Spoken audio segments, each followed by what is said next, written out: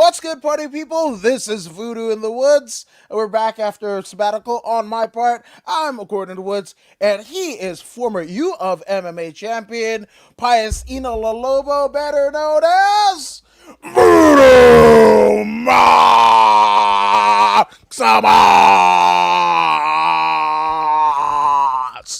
There you go. and my partner in crime, 8 a day according to Woods, always working, always going. You know what I mean? If it wasn't for reception, he would have worked on the road. You I know what I mean? swear. Spent an entire week on the road. If it wasn't for reception, man, he would have been working on the road as well. Yeah, well, even still, I mean, reception on the word, even in like the what is it? Not the Appalachia, but the Ozarks might have been better than the fucking shit ass charter spectrum that I'm bound by because of my area. Jesus, I'm just saying. Oh man, hey, I had to go out and buy a new router, man. Did ya? Yeah, I had to go out and buy a new router and spread it throughout the casa. So what you're saying is you rerouted your systems. Yeah. Mm. That's why we're doing late night, folks. That's you can't get away Rewriting with that. systems, baby. Yeah, Yeah. you can't get away with that, and well, not primetime TV, but daytime TV, man. You can have Jerry Springer, you can uh, have one of those view shows, and you can have the stories, but you can't have poop, fart, and rerouting system jokes. I'm just saying. hey, Ethereum is looking real nice right now, by the way. Jesus. I Oh yeah. again I need this fucking AMC to fucking pop off, man. And because I had to get out of some positions just to fucking stay the course and what have you. The market is looking topsy turvy, but hopefully I can kind of reinvest once everything works out. Like Mhm. so we'll see. We'll fucking see. I don't know. I don't know what's going on. But Mhm. what is going on? We have two stellar fight cards. One of them it being the Bellator card, or I believe it's the Bellator 263, happening at the Forum in Inglewood, California. Shout out to AJ Mckee and Pitbull for they're heading up the Bellator card. Mhm.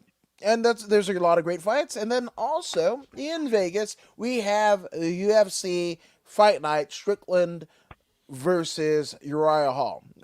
So that's what we're going to be looking at today. But before we get into it, man, Bellator, do you have any fights that you're looking for? Anything that you're looking at? I can tell you for the first time ever in my experience, Bellator has a better main event than the UFC. In the For the first same time. day, same day. But in the same day, yeah. Bellator has the better main event, most definitely. I have to admit it. Um, Bellator, they've been coming, they've been grinding for a long time now, and this respect is due. This tomorrow, even if it's just tomorrow, they earned it. They Hell earned yeah! Shout out to Scott Coker. Once his it. Hmm. ambassador deal with UFC was out, Viacom picked him up, and Hmm. rightfully so, man. The Strike Force and all that. Who better to kind of take the helm after the Bjorn Rebney fiasco? But yeah, Hmm. Don McGuire, the good brother. Yeah, 100%. Much love, bro, and I hope you and the family are doing well. And AJ McKee all fucking day. Again, Yes, no argument. nothing against Pitbull, and a stellar world champion thus far. Arguably, theoretically speaking, he could compete in the same division in the UFC. He kind of raises the acclaim of the Bellator world title in terms of legitimacy. Yep. That being said, fucking AJ McKee, man. Yeah, styles makes fights, man. Styles makes fights. It seems to me that AJ has got all the tools necessary to take apart this pit bull character. I don't see AJ standing and banging with him because that would be kind of dangerous. The dude's got power in both hands, and he will put you to sleep if you're slipping. I don't see AJ slipping at all. He is undefeated for a reason. AJ comes from nothing. AJ comes from poverty, and this is going to be his ally as he goes to battle against Patricio. Patricio might have come from the same place. I don't know. Let's just assume that he comes from the favela, whatever, right? But he's been eating for some time now, right? He's been eating for some time now. That hunger, I don't believe is the same. The man has 2 belts. He's not missing anything, right? He's just trying to retain what he has, and one trying to retain and one trying to acquire. It seems the one that's trying to acquire for the first time is at an advantage. So I am all the way with AJ Mckee. If he doesn't finish by the 4th round, I see him with a split decision victory, dominating on the ground, in the clinch. I see him controlling those areas. If it goes to hands, Pitbull's going to mop him up because he hits too hard. But I just don't see AJ standing there with him in close proximity, exchanging fists. It makes no sense. If I was his father, I would advise him not to do anything remotely close to that. Engage him enough to get in position to shoot the double or whatever it is that you need to do to take the ground, take his fist away. And to take his fist away, you need to take him to the ground and keep him on the ground. This has got to be a very boring match. Don't expect if AJ is to win, it's not going to be an exciting match. It's not. Wow. No. It's got to be a boring match. It's got to be the kind of match that only fighters or wrestlers will appreciate, or jiu-jitsu artists will appreciate. You know what I mean? Your general public will not appreciate this match if AJ is to win. You're telling me that this might be Bellator's version of Tyron Woodley versus Wonderboy? It's not going to be that boring, but it's going to be on the same track as that if AJ is to win. So, I mean, Patricio, man, there's no big secret. He's coming to knock you out. Left hand or right hand, you take your pick. He's coming to knock you out.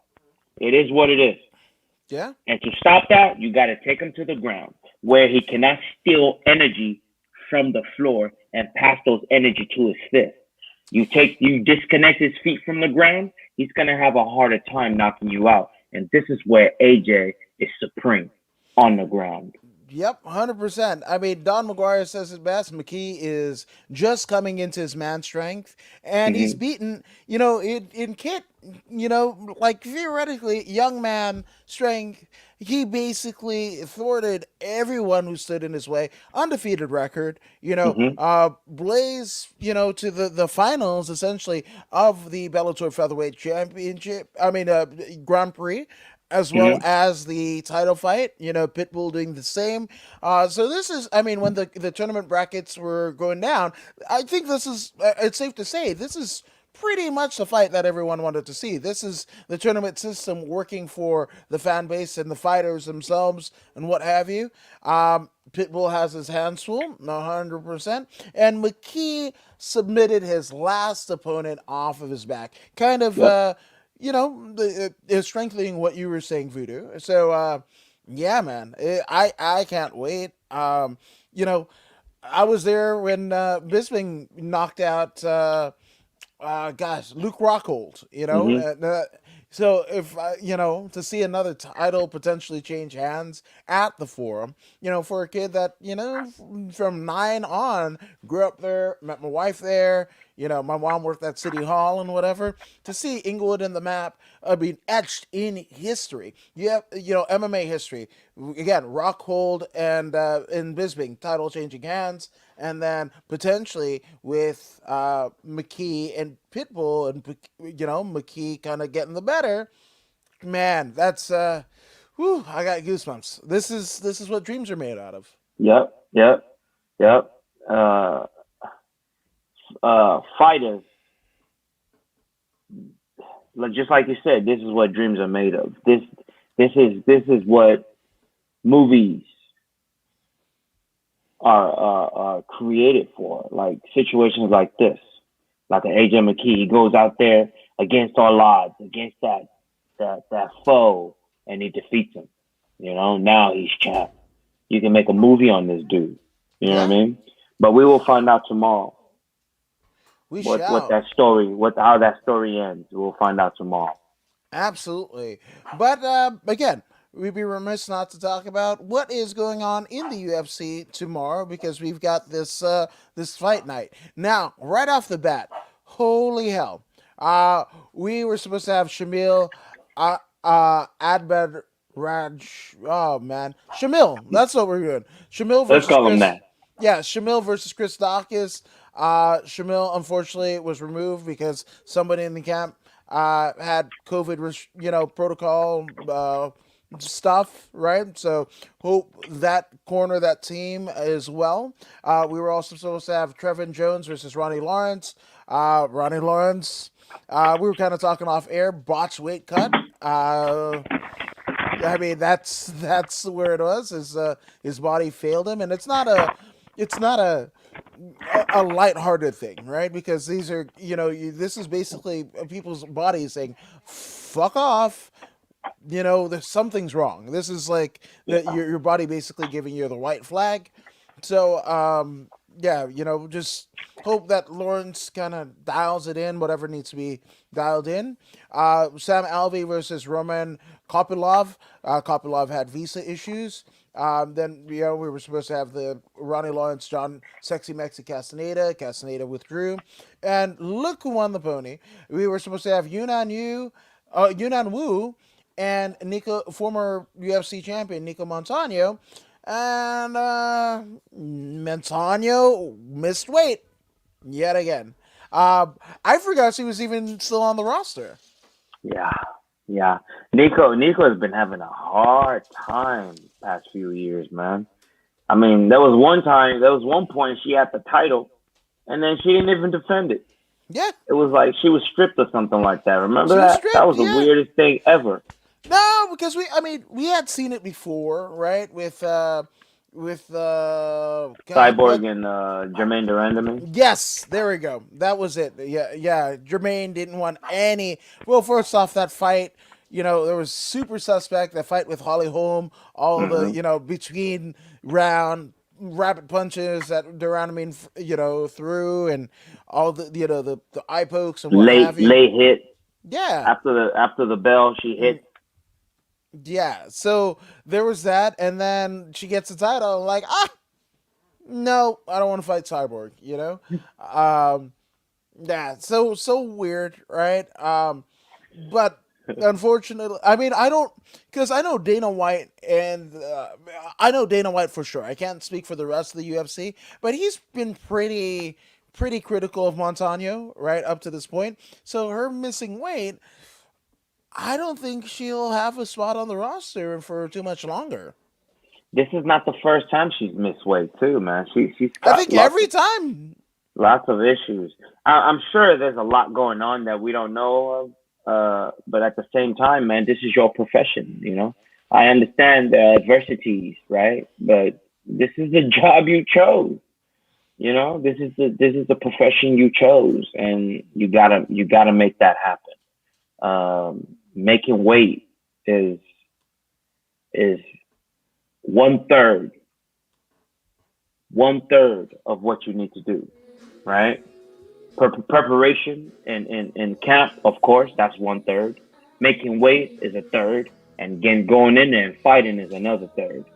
Um, you got to have a hole to perform, and without the weight, clearly not gonna. Come on, man. Like, what are you thinking? Maybe you should just move up to 145 or something, man. I mean, the weight it doesn't get any higher than 145, you know. And you want to fight at 135, then you got to be disciplined. You got to be disciplined. Stop feeding yourself so much. Well, Stop I mean, eating so much. Do something. wait. I mean, what do we know? Because she was the first, the inaugural flyweight champ, Yes, wasn't it? 125. 125. Yeah. I mean, theoretically speaking, she could go up to bantamweight. Well, maybe she was sick. Maybe she has an injury, and then she couldn't run and get the weight off. Maybe this, maybe But that. There's a whole lot of maybes out there. Bottom line, it's your job to make weight. It's your job. You know what I'm saying? It's like I work at a school, and I need to drive my car to the school, but there's no car, and it's my responsibility to provide the car so I can get to the school. All right. Without the car, I can't get to the school. Without weight, can't get to the octagon. Nico Montano, or Aldo Montoya, whatever. wow, you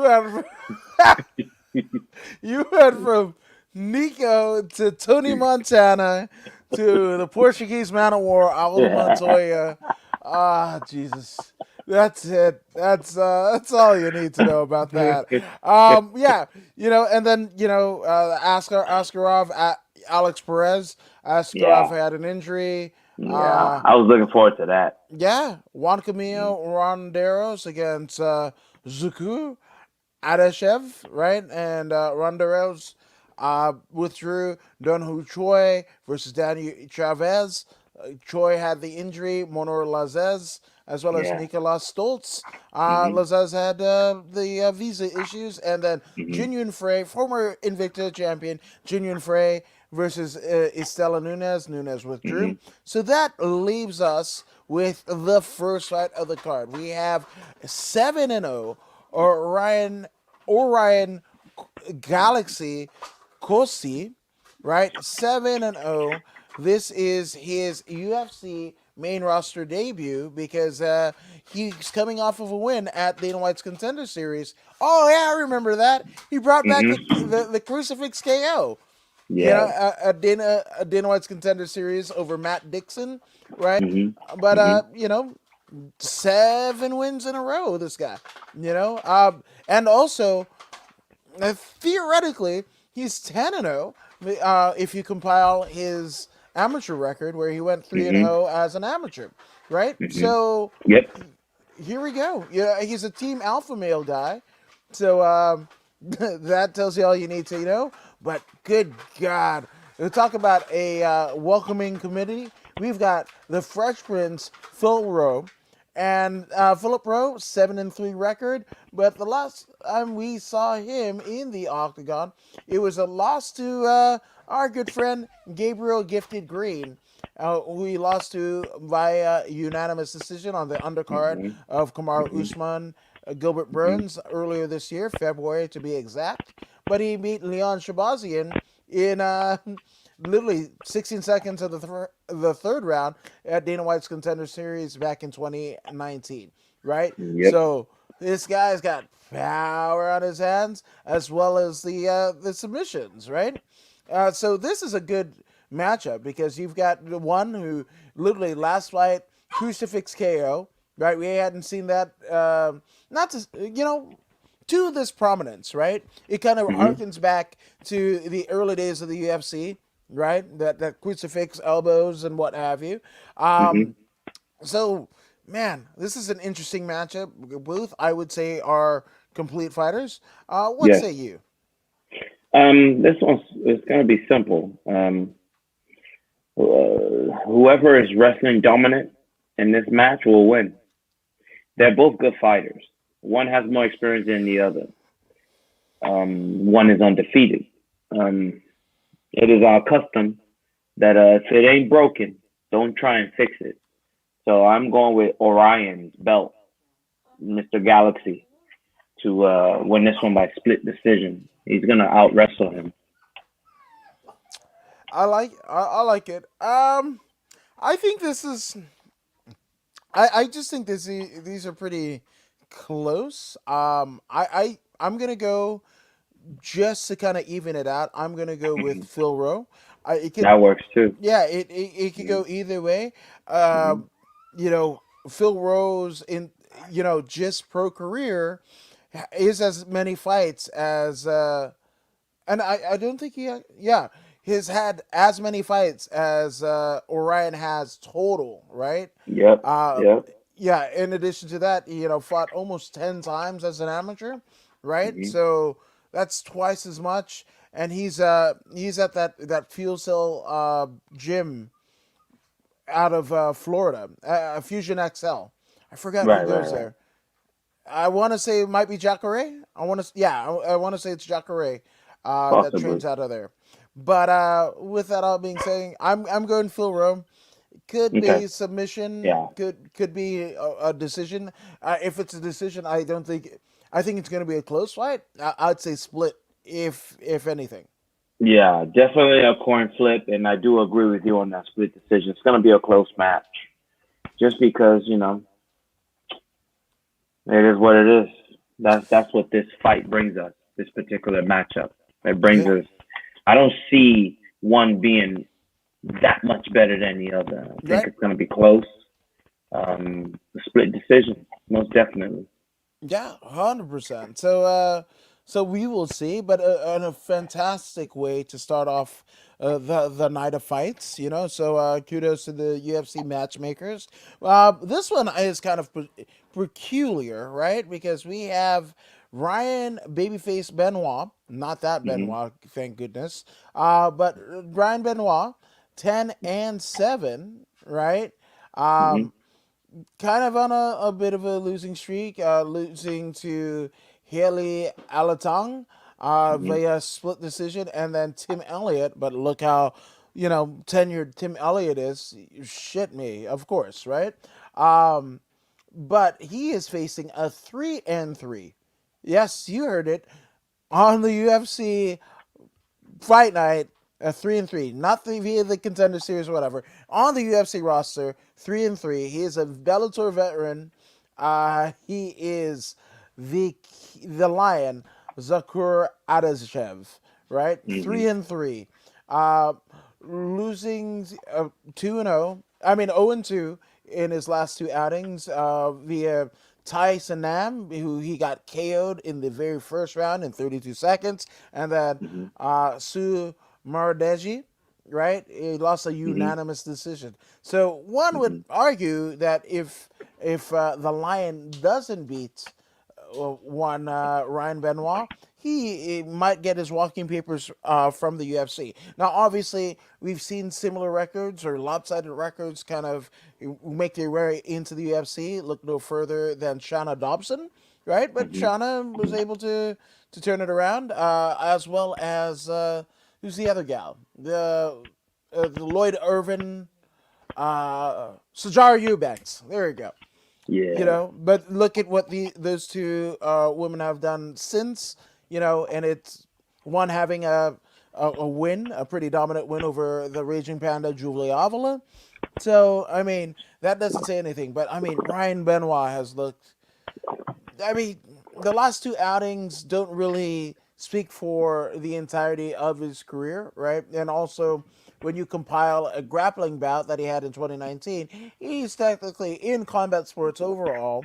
He's 0-3, but had that head kick knockout back in 2017 over Ashkan Mokhtarian, right? Hmm. So, but it's been a long time. That's 4 years, right? Hmm. Um, Hmm. and so this one is kind of even. What say you? Yeah. Um, this one has a potential to be fight of the night. That's what I Really? see here. Yep. Yep. These little flyweights, man, it's gonna be a lot of speed, man. They're gonna be throwing those hands. They're gonna want to impress. I mean, you just said one of these dudes is on his way out. He's he's gonna want to go out there. He's gonna want to impress. So I would nominate these two fellas for the first possible fight of the night. But I am going to pick Ryan Benoit. Benoit. Benoit? Benoit. Benoit? I will pick him. Ooh. I will pick him to slightly edge out his opponent by split decision. They're gonna go. They're gonna go, and it's gonna be a good fight. I sense with these 2. Yeah, okay. I like it. Hmm. I like it. And It seems like you've been listening to. God, I forgot the name of the group, but you are the king of wishful thinking, is what I'm saying. Yeah, so we'll see. I will actually, what you think of that Ryan Benoit versus the Lion fight, I will actually kind of put to this one because we have two Invicta notables. We have Ashley Spider Monkey Yoder, right? And oh, I'm sorry. No, she was never in Invicta. Oh my God, what am I thinking? He's oh no. I correct myself yet again. No, she had the armbar win of Amber Brown, so she was a short stint, but pretty much Gladiator Challenge, Bama, Ultimate Fighter. Then she Mhm. went. She after the Ultimate Fighter didn't get to the UFC, but that was when they had the working relationship between Invicta and uh, and the UFC that saw even Angela Hill go down and win the Invicta Championship. I think Yep. Roxanne Yep. Modafferi was about that life as well.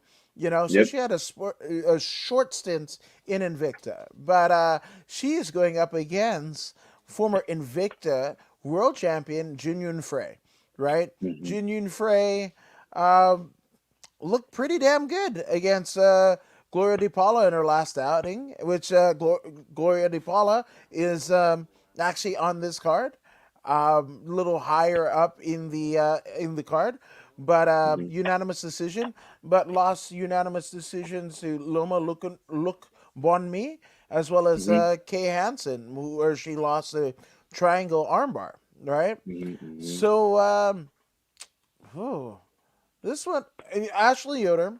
Last time we saw Spider Mhm. Monkey, she lost the losing. I mean, obviously, she lost a unanimous decision to Angela Overkill Hill, who we just mentioned, Mhm. but as a win over Miranda Danger Granger. Unanimous decision. So we've got unanimous decision all throughout, um, pretty much. Aside from the Amber Brown submission, right? Junior Frey Mhm. on the other side. On the other hand, God, you know what? I'm gonna rename my damn. No.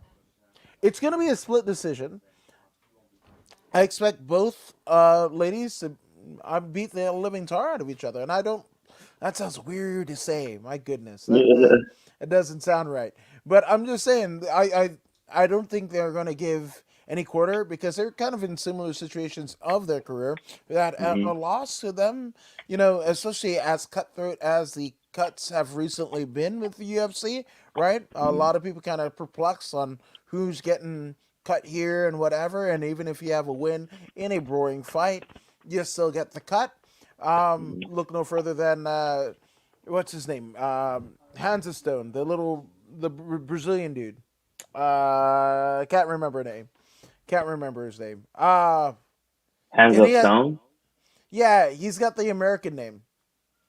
Lineker, John Lineker. Oh, right. That Yeah, guy. John Yeah, Lineker. I remember him. Yeah, John Lineker. Basically came off of a win and still got cut. You Yeah, know. yeah. That's how Yeah, the cookie crumbles in the UFC. Cream of the yeah, crop, rise to the top. yeah, man. Once it pop, you don't stop. That's what I got. That's Yeah. what I got to Hey, contribute. but this particular fight, man, Yoda, very good grappler. Um, when you get punched in the mouth, man, you're gonna revert back to what you know best, and that's grappling. And that's where I see this fight going. Um, Jin Yu is a decent striker. I would say she's a decent striker. Is she a complete fighter? Yes, she is. Are there holes in her game? Yes, there are. Like anyone, right? But it seems to me that Ashley Yoda will be able to exploit these holes and sneak out a split decision win. But I'm still not going for Ashley Yoda. I'm going for Jin Yu because I'm a Jin Yu fan and I'm riding with Jin Yu to the end. Yeah, no, I'm gonna agree with you 100%. And nothing against the Spider Monkey Yoder. I mean, she's a SoCal fam training at a Team Quest out of Temecula. Trains with a lot of our friends. The Sam Alveys of the world.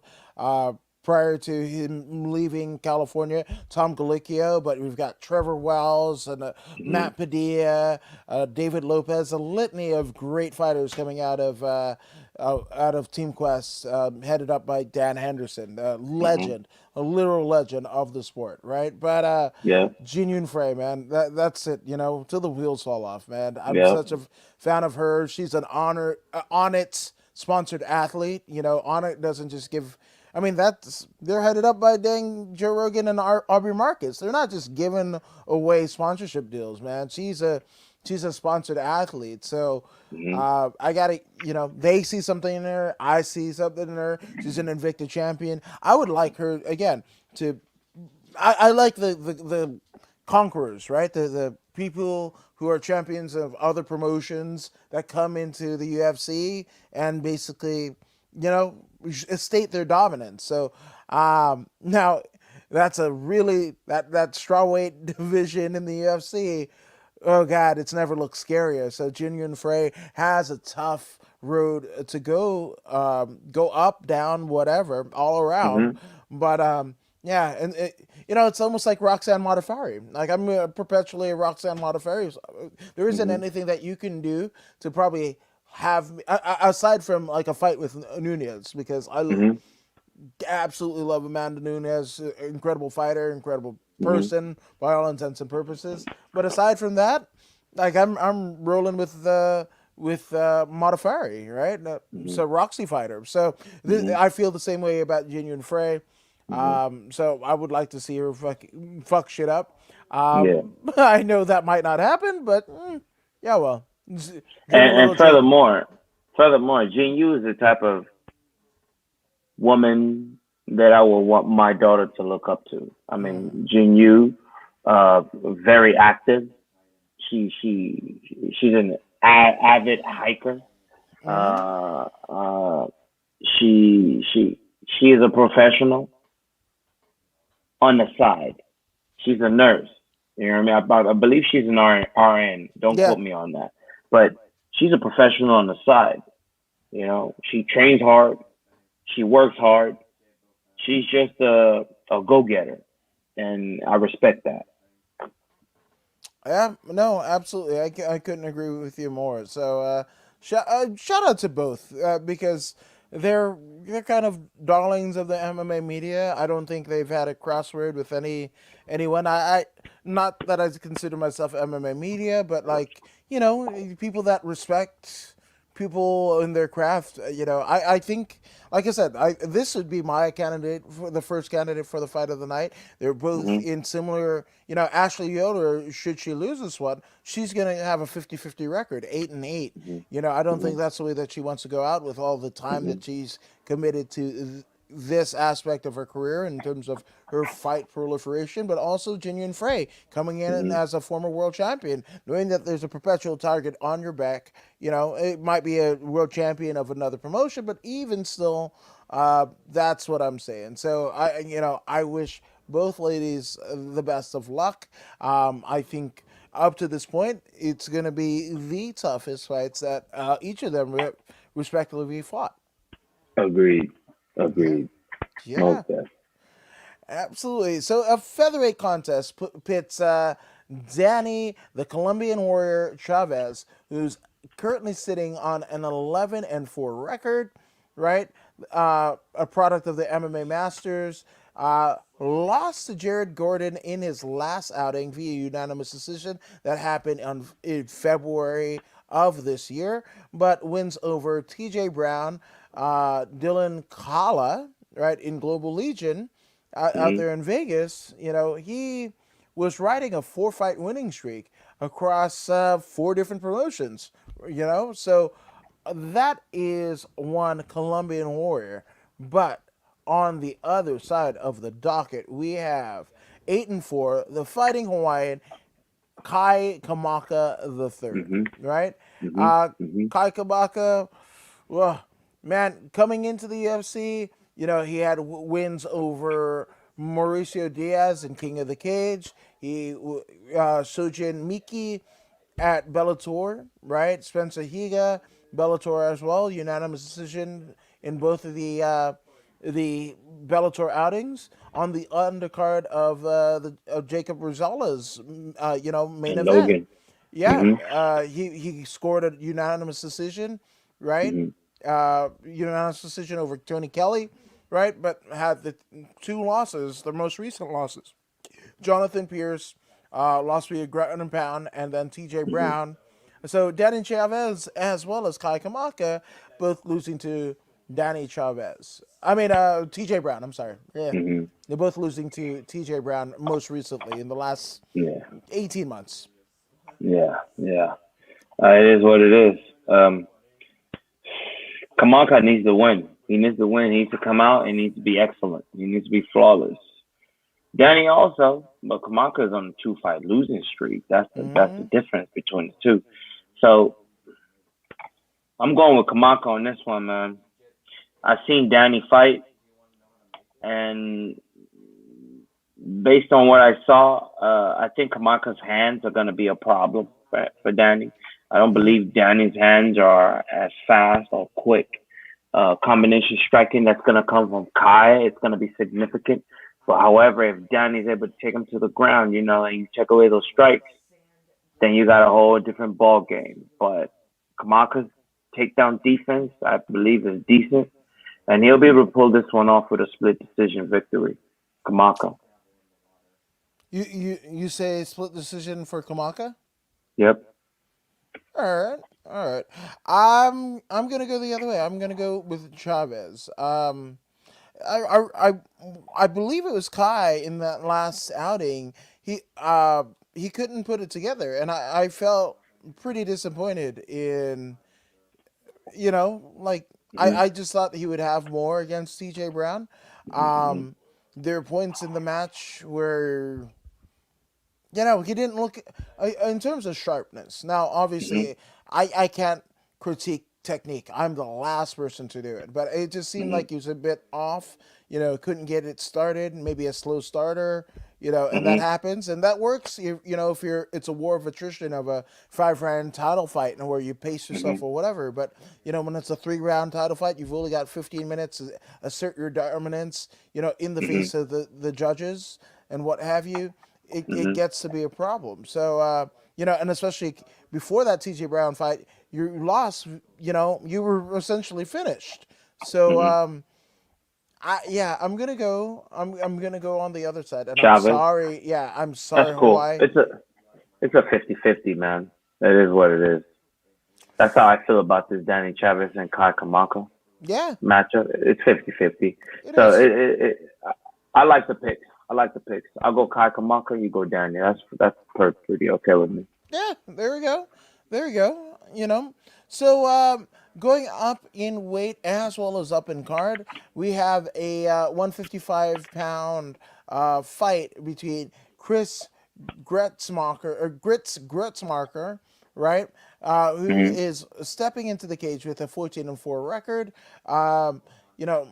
Lost the first round KO to Alexander the Great Hernandez, but Hmm. before that, in 2018, pretty much ushered one of the greatest fighters, one of the greatest jiu-jitsu practitioners to ever grace MMA as well as the octagon cage, one Joe Lozon, right? Lozon. Shout out to Joe Lozon, one of my favorites of all time. And especially almost like a Mr. Perfect, right? Well, he was on that list. Hmm. So Mr. Perfect never. Well, Mr. Perfect won an AWA title, so I'll take that back. I would say like maybe a Jake Roberts, right? Jake Roberts, big star, but never won a legitimate linear world title, right? And Joe Lozon Hmm. is kind of that Brazilian Jiu Jitsu black belt and what have you, almost like Kenny Florian, also of that East Coast kind of region, right? East Coast United States and what have you. Hmm. So he retired Hmm. that. But Gritzmacher has had kind of like this weird time, right? The win over Joe Lawson, but that circumvented him getting finished by Davi Ramos back in 2017 or Chaz Hmm. Skelly lost via rear naked choke, but then, he goes way back to, he's an Ultimate Fighter alumnus, and he basically beat Abner Lavorias back in 2015 on the Ultimate Fighter 22 finale, right? Now, Mm-hmm. on the other side of the docket, we have one Rafa Garcia. 12-1 is gifted Rafa Garcia, right? A veteran of Combate Americas, right? And pretty much fought the entirety of his career from 2017 until he makes his UFC debut in 2021. He pretty much spends all of his career at Combate, right? There's Mm-hmm. 2015. He has like what, 3 fights outside, but he's at Combate 10, Combate 17, Combate 17. Faces two guys, one phone compatriot El Matador Marcos Bonilla, and finishes Marcos via armbar. Uh, Wins a majority decision over Chase Gibson, again, friend, right? Mm-hmm. Beats Estevan Payan. Man, Estevan is he's a firecracker, that one. Mm-hmm. But finishes Estevan Payan via rear naked choke at Combate 39, and then again, our friend, right? Eric Ghost Pepper Gonzalez gets the unanimous decision win over the Ghost Pepper at Combate 44 in Mexicali, Mexico, right? And then finishes out his Combate career and with a unanimous decision win over Umberto Banderne, right?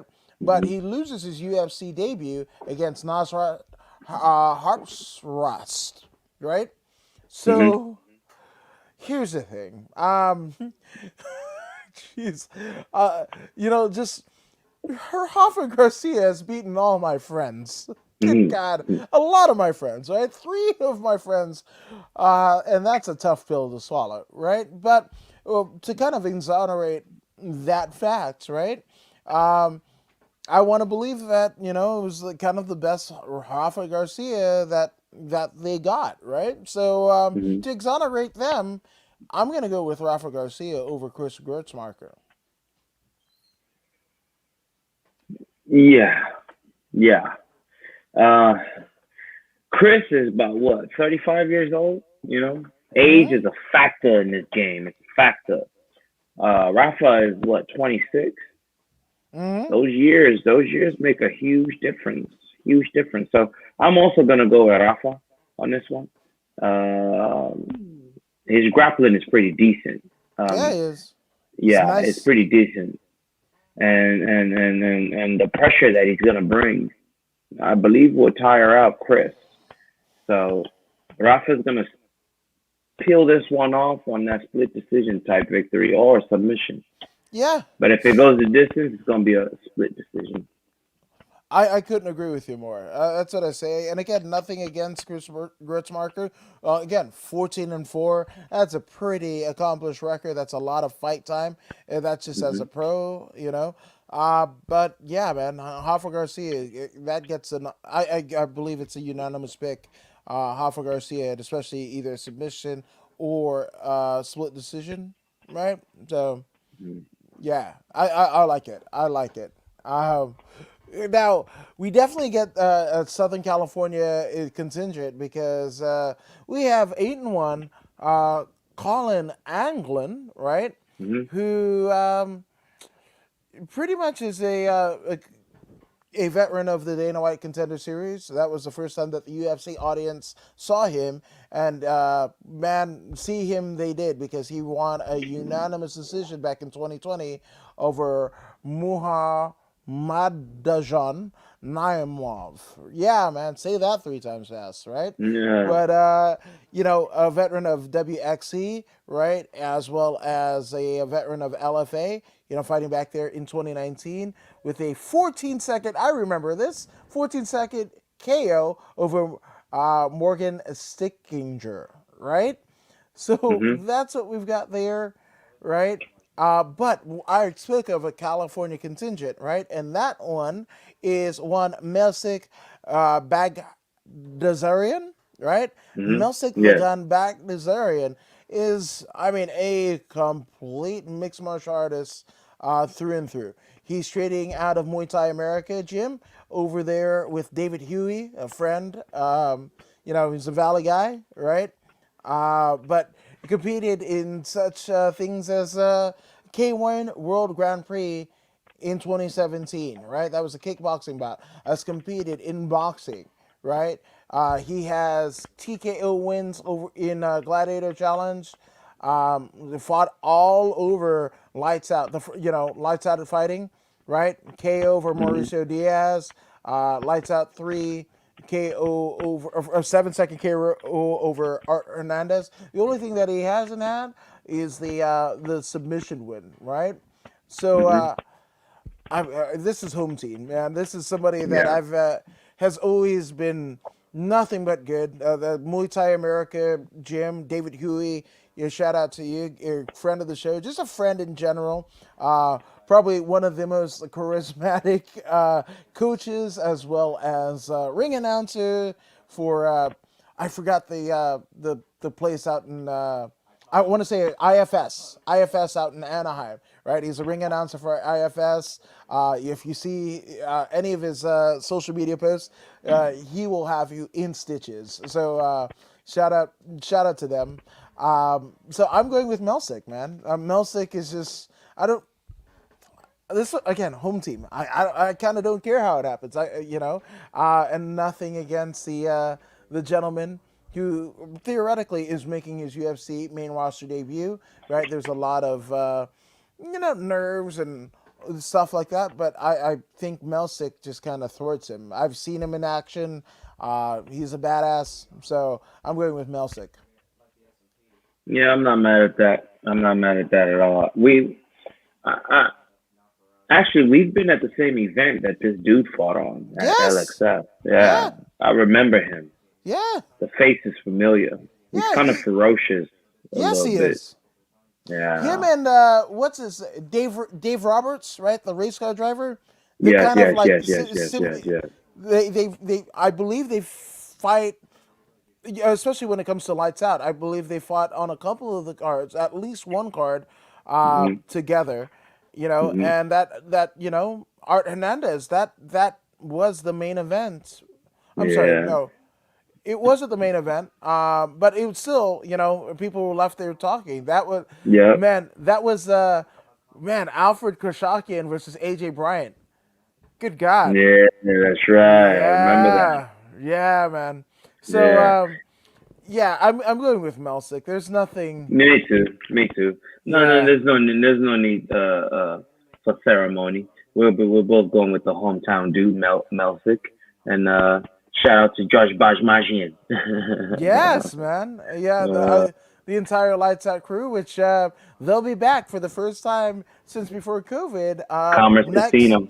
yeah, Commerce Casino. Actually, that was the fight. The site of Lights Out 3 was Commerce Casino. So nice to see that they're coming back to home field, right? And It's then we sold also out. sold out, Sold out. as well it should be. And then we also have Sparstar the following weekend. So again, fights coming back, and coming back to SoCal, and they're badly missed. So I love it, and I think kind of ushering this time is one of the notables, right, from Lights Out is Melsik Dazarian. So Hmm. shout out to Melsik, and yeah, man, don't care how it happens. It's gonna happen. Yeah. Melsik is going to thwart the welcoming party of Colin Anglin. We should try and get that race car driver. Dave Roberts, yeah, Roberts, man. yeah, that's a good interview right there. We should try and Yeah, get him. he's charismatic as all, Yes, he man. is. Yeah, Yes, yeah, he is. He's badass. yeah, he is. I like that guy. Yeah, and punching and submitting power. Trained Yeah. under our good friend, the late great Bernie Hopolian. And for those who want to pay their respects, Sunday, August 1st, in the Simi Valley. It's on my Instagram, but there's going to be a memorial for the late, great Bernie Hopolian. Man, I love you, brother. Uh, yeah, that's a tough one. That's a tough one. But speaking of tough ones, man, we have Brian Barbarina, um, Bam Bam Barbarina, Yep. 15-7, right? Hmm. And he is going up against one Jason the Vanilla Gorilla Witt. That's This right. one, somebody's gonna get knocked out. There is no, man. I swear, if this goes to a decision, I'm going to be surprised, man, because Bam Bam Barbarina basically KO'd Jake Ellenberger. I mean, a Yep. loss to Leon Edwards, but I mean, it's fucking Leon That's Edwards, Leon dude. Edwards. Yes, literally, he's, oh, God. Bam Bam has faced, like, talk about a murderer's row. The murderer's row, man. Like, he beat Joe Ellenberger, right? Like, Hmm. Jake's brother, right? Hmm. Beat, lost to Chad LaPrice, right? Unanimous decision, but comes back with a win. A submission triangle choke. I remember this against Super Stage Northcutt. Yes. Beats Warley Alvarez via unanimous decision, but loses to uh, former UFC interim champion Colby Chaos Covington, right? But wins, rebounds and beats Joe Proctor in the very first round back in 2017. And then, but loses to Leon Edwards via unanimous decision. But it's fucking Leon Edwards, especially Hmm. 2017. I mean, 2021's Leon Edwards looks fucking ferocious, especially after that Diaz fight. But fucking 2017 Leon Edwards, good God, holy Hmm. shit, man. Beat Jake Ellenberger, like you said, but loses to Vicente Luque. And got finished in the third round of that fight of UFC on ESPN one. That was a pretty auspicious occasion, and then loses to Randy Brown um, at UFC on ESPN Plus 12 back in 2019. But again, rebounds that and wins, beats Anthony Ivy via unanimous decision. Right, so that is him. But on the other side of the docket, we'd be remiss not to talk about the Vanilla Gorilla, Jason Witt.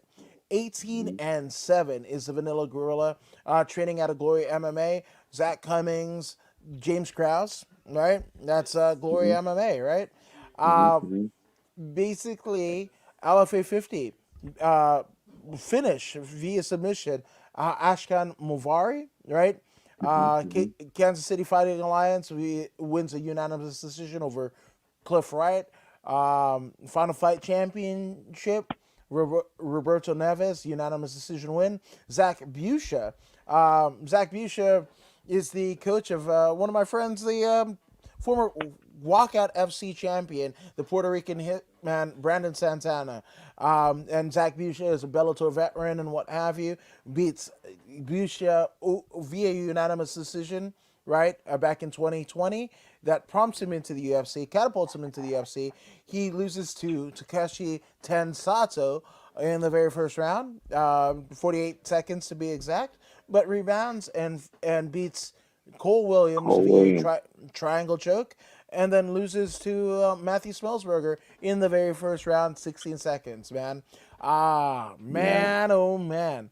This also, Yeah. also this is also, I'm not sure if it'll get like a fight of the night, but it could also get like the performance of the night because somebody's getting KO'd, Yeah. and my money's gonna say that it'll probably happen in the first 60 seconds of the fight.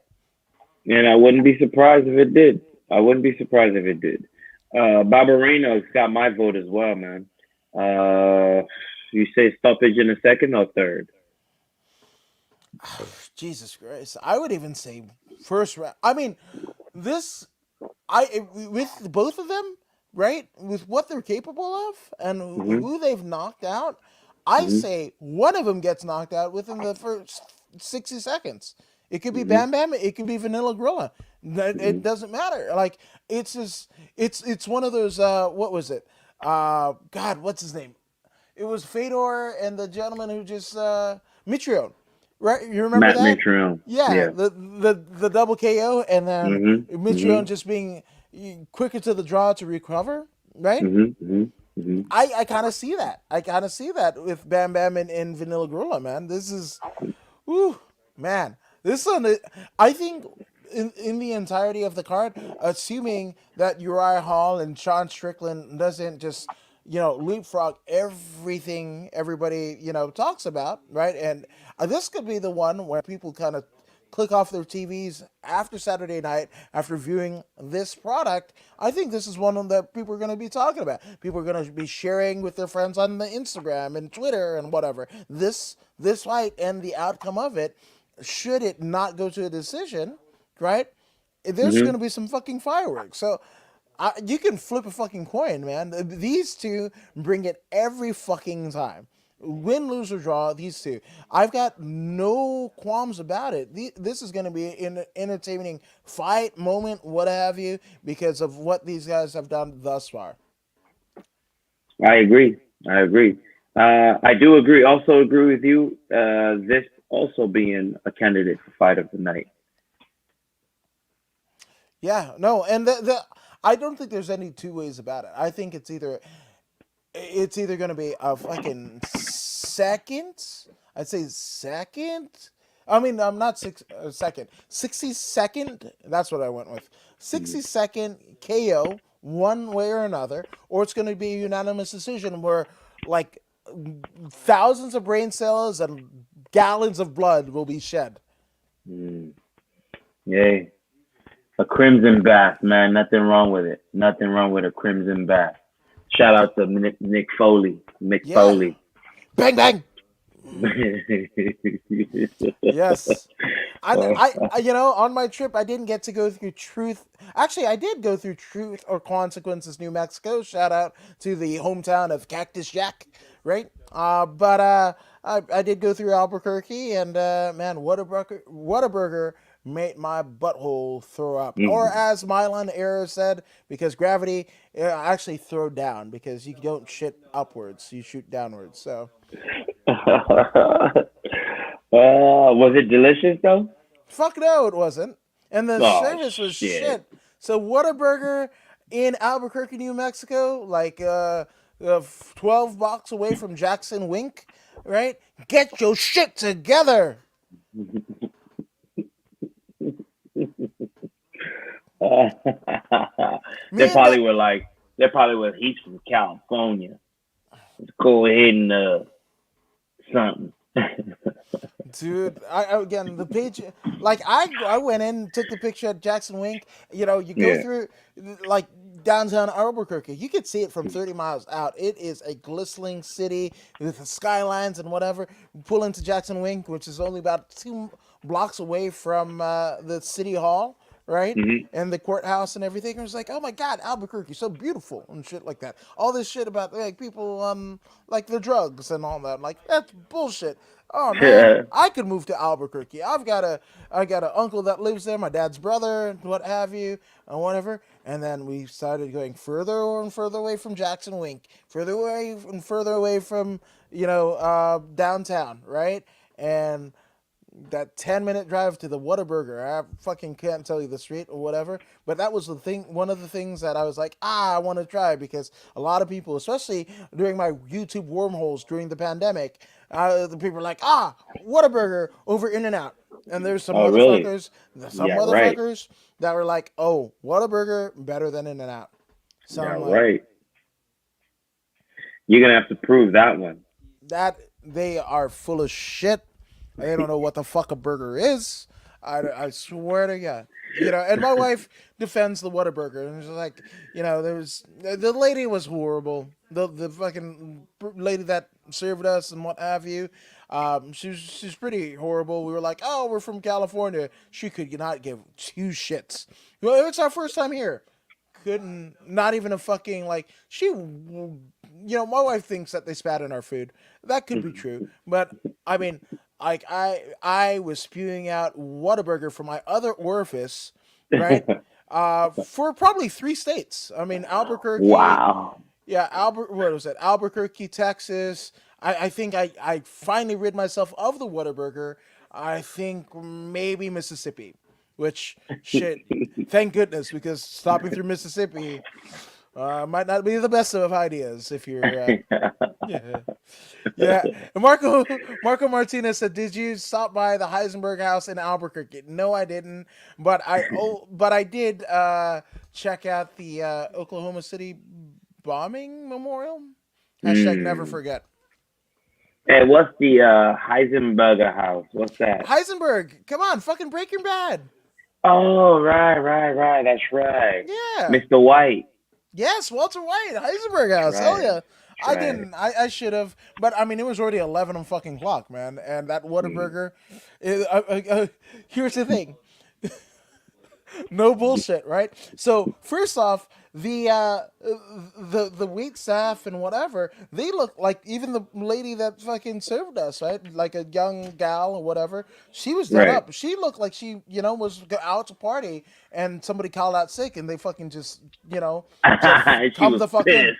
Yeah, but here's the thing: the patrons in that fucking Whataburger in Albuquerque, I shit you not. I shit you not. Meth and apostolics. Wow.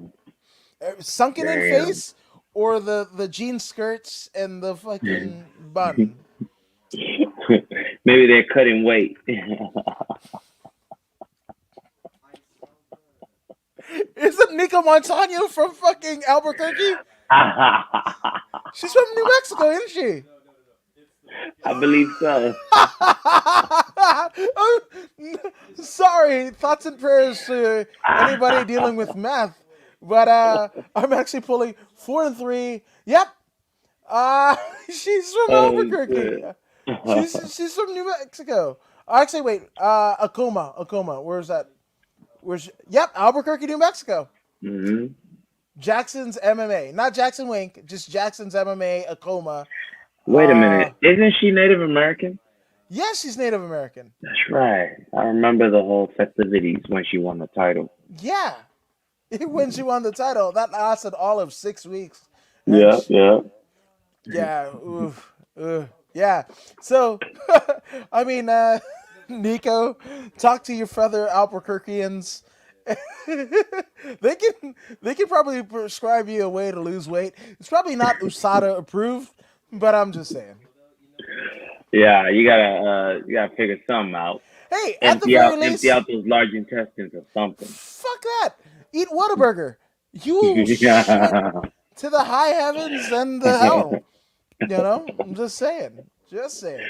Dude. So, fuck. Oh man, yeah, that's all she needs. That's all she needs is Whataburger, and you will shit your way to fucking hell. Ah man. So, what we got in the next fight? We have Germany's Nicolas Stoltze, right? 12-4 out of Germany. Green mask. Don't know what that is, right? Maybe it's a German deal, right? I don't get it. But he is, like we said, 12-4, pretty tenured veteran of the sport. Lost his UFC debut to Ramzan Emaev, right? Hmm. But wins over Omar Jesus Santana at Nova FC 1. A Star is Born. Hmm. One was born. Unanimous decision win. KO Christian Draxler at Cage FS. So it looks like a lot of it, aside from the Bama, right? But even the Bama deal was in Ireland. So most of his career for the UFC was fought overseas, right? So Hmm. don't have too much aside from the loss in the UFC. Kind of unknown to the North American audience, right?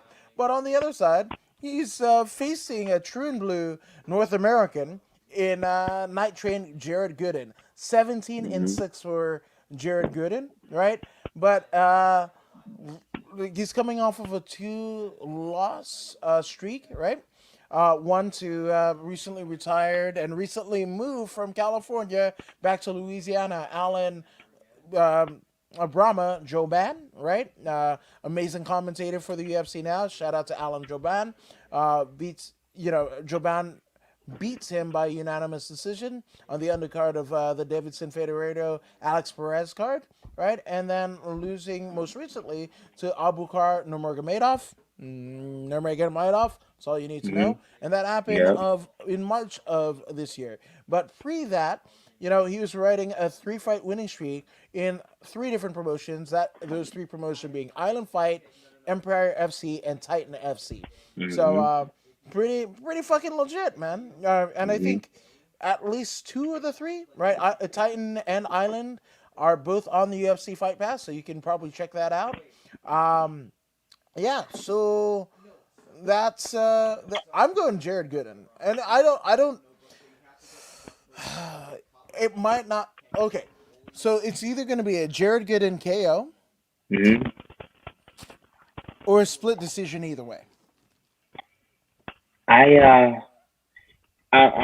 I'll see. I'll raise you a Nicholas Stoltze on this one. Um, for some reason, I'm drawn to the fella. Okay. Uh, not much difference here. Not much difference here. I don't see a huge advantage anywhere for one person over the other. But we will find out come Saturday. I'll go 50-50 on this one with you. I'll choose Nicholas, no problem. Okay. Hell yes. Hmm. Um. So yeah, I like it, and like I said, if it goes to a decision, if Gooden doesn't KO Nicholas, Hmm. um, it's a coin flip. I think both men, and shout out to the UFC matchmakers. Anybody that says like easy fights, people get gimme fights and whatever. This is actually an ideology that thwarts that particular mindset, right? Because Hmm. fuck, man. I think this is pretty even. So you as well as you. So it could go either way. I like it. Straight up. Hell yes. Paula Abdul, you've been listening to her? Straight up now, Yeah, tell me, do you want to straight be? up. Oh, oh, oh. Something about hit and run. Don't hit and run. Something like Like, if you hit that. somebody, stop, drop and roll. Fill out the paperwork. Yeah, man. Hell yes. But speaking of paperwork, uh, Gloriana Gloria Di Paula, right? Five Hmm. and three. A product of Shootbox Diego Lima. Yeah. Yep. Oh shit, man. Uh, Coming off of a loss to Genuine Frey, as we talked about Hmm. earlier, right? But and it's funny because Genuine, she lost to Genuine Frey, but Genuine Frey is lower in the card than Gloriana Dupala. There might be some Hmm. aesthetics that might prove that, but that's here nor there, right? But Hmm. you know, before the loss to Genuine Frey, it came Hmm. to the UFC audience via Dana White's Contender Series, where she won a unanimous decision over Pauline Macias back Hmm. in November of 2020. Right Hmm. now, she's facing the 5 and 2 Cheyenne Bays. Right, the Warrior Princess. The first time that we Hmm. saw uh, Cheyenne Bays was, we can't forget. Hashtag never forget, because she was there with her husband. I can't remember his name, right? she, she, God, what was the South African gentleman? Jesus. JP Bays, right? JP Yeah, yeah. Bays. And good. I don't. I don't know if like there was just like they had time to fill, but like every fucking commercial break, we got a fucking promo of JP and Cheyenne Bays, almost ad Hmm. nauseum, right? And they both. She got. JP, her husband, got finished, right? And she And probably she's had. still stuck in the headlock. She swear to God, I She's can't still stuck remember in in, that headlock. yeah, in recent memory a worse fight, Cheyenne Bays versus Montserrat Ruiz. Good God, that was fucking horrible. It's fucking Oh, horrible. terrible. It was so bad. It was so bad. Oh, It was so bad. But hey, you know what's funny? But Bays, the yeah. Warrior Princess, is actually picked as the winner, even though I mean, Gloriana DiPaula, for my money, you know, just the fact that she stepped in with former Invicta champion Genuine Frey and Mhm. lost, right? To me, that's that kind of speaks to me as higher levels of competition, even in a loss, right? So shit, man. Tapology says that Baze is like almost a damn unanimous favorite. They say, how is she gonna win? Hey, Decision. these two are amateurs. These two fighters are amateurs. They haven't peaked yet. They're still on the up. So it's a coin flip. Gloria, she's with Shootbox Academy, which is prestigious. It's great to train at that academy. But Cheyenne, we didn't really see anything from Cheyenne. She couldn't even escape the headlock, Yep. you know? So, Gloria, Cheyenne, I'll flip you a coin, bro. Which one do you want? I'm not. I'm sorry. I can never pick Cheyenne Bays. I can't. Fucking can't, man. I can't bring myself to do it. I swear to God. Hey, but she talks a good talk though. She does. After her loss to Montserrat or whatever her name was, she was like, "I'll see you in the streets" or something like that. I'll come find you. That had me cracking up. I was like, What? "What?" But what are you gonna do, right? That in a fight for money, uh, right? I'm gonna find you. What the fuck was gonna happen? Come on now. I don't even uh, fucking know. Like, why she would? reminded me. She reminded me of the last of the Mohican. I will find you. Well, she ain't no damn Mohican. She might be the warrior princess, but she's America AF, man. I mean, Yeah. I'm sorry. I mean, her the topology picture, just like, can you say NRA me? And I'm surprised that like what was the fucking shit that God, Frank Mir. There was like a gun range that's always like for the last I want to say like 5 years of Frank Mir's career have been on Hmm. all of his fucking fight shorts. Like whatever that fucking place is. Like Right, right, Cheyenne right. Bays' fucking topology profile picture looks like she's like right fucking there, man. Like Mhm. Charlton Heston and Clinton. Yeah, I said Clinton. Clint Eastwood would approve of Cheyenne Bays. That's what I'm Yeah. saying. So it's never biased. It's Bays because it's South African, not African. South African. Uh, Shit me. Yeah, Gloriana DePaula all the way. This one Yeah. might be a fucking stinker. I don't know how this gets, second from the top. Uh, fuck, Stinker man. indeed, man. Stinker indeed. It's that, if you listen to a good album, right? And Hmm. I think John Mayer just said it over the last, in promotion of his new sob rock record. Right? I say Hmm. record.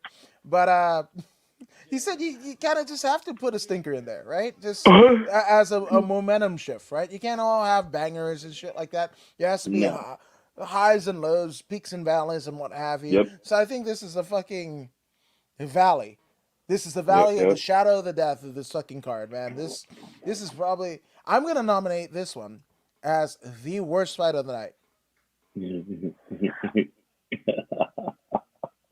And you know me, I love MMA. I love women's MMA. My favorite fucking promotion is Invicta. Shout out to Invicta. I am the holder of the first ever California women's bantamweight championship, won by Brooke the Bully Mayo, Bellator veteran, Nick Diaz Academy, stalwart. Shout out to her and her soon-to-be husband. I think they might have gotten married when Nino Hatfield. Right, just love Mm. them both. Love them both. Right, I love women's MMA.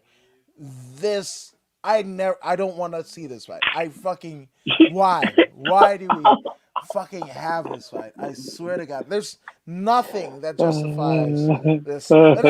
And if they prove me wrong, fuck yeah, girl, fucking girl power, kick ass, whatever. Please prove me wrong. I want, Yeah. I want. I've never wanted to be more wrong in my life. I don't think Hey, I'm going to be. I balls don't in think their I'm. court. I don't think I'm going to be though. Nah, you're not. It is what it is. It's not going to be that high level mixed martial art that we're so accustomed to. It's not going to be high level grappling that we've been so accustomed to. It's just going to be two girls fighting. That's what it's going to be, unfortunately. I do not see high skill here. Not at all. Wait. Okay. Let's MMA math this for a little bit. Okay. Mm-hmm. So former Invicta champion Jinyun Frey beats Mm-hmm. Gloriana DePaula, Mm-hmm. right? But she gets higher, kind of status in the card, right? Jinyun Frey is pretty much opening the fucking card. Third fight in the card, right? Gloriana DePaula is what, 6 spots up, right? And Yeah. then Cheyenne Bays losing her UFC debut to Montserrat Ruiz. What happened to Coneo Ruiz the last time we saw her? Mm-hmm. Still sleeping.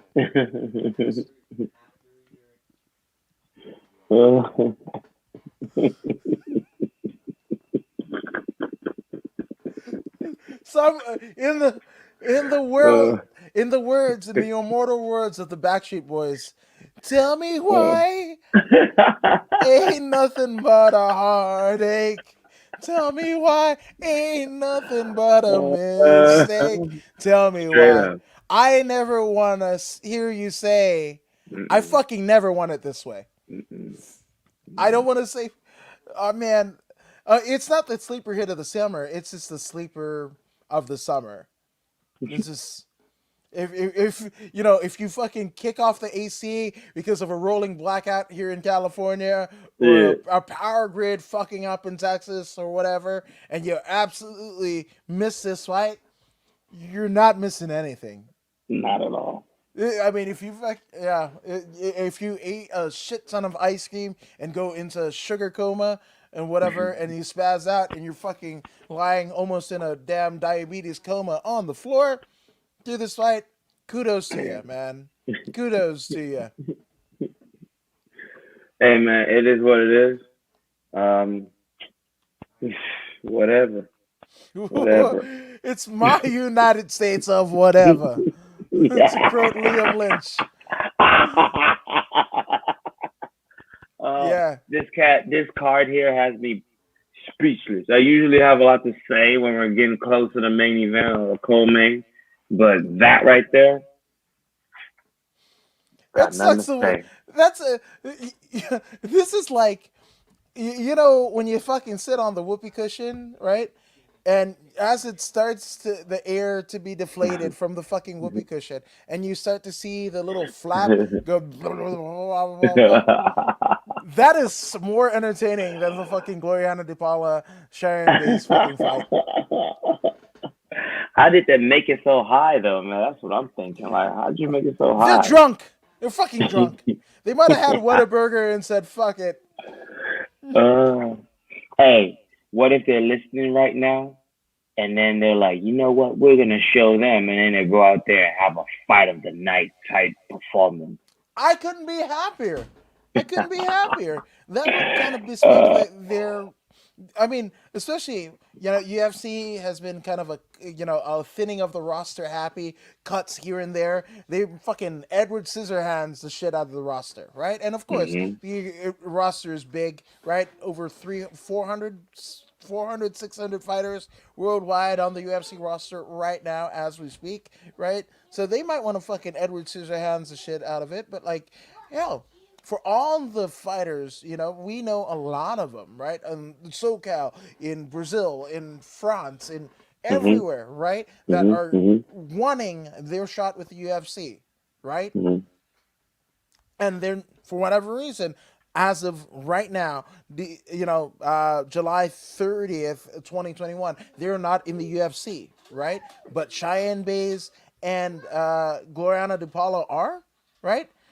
To justify those fucking fabulous female fighters that are out there, Mhm. amateur and pro, right, in Mhm. every promotion in the world that want their shot, these two have to have a bang out, knockout, drag them out fight to justify Yeah. their existence. Because if Yeah. not, what the fuck are we doing?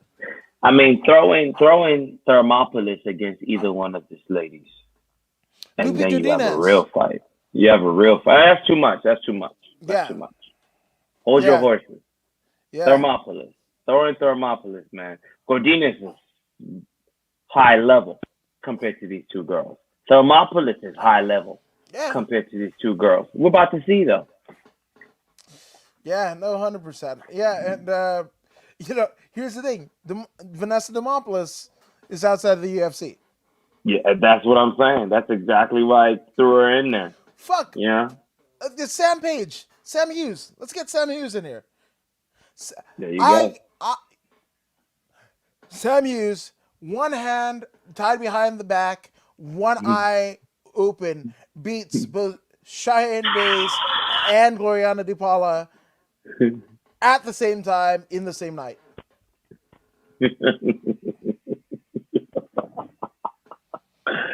Oh man. Hey, no more talking about those two, man. Let's move on.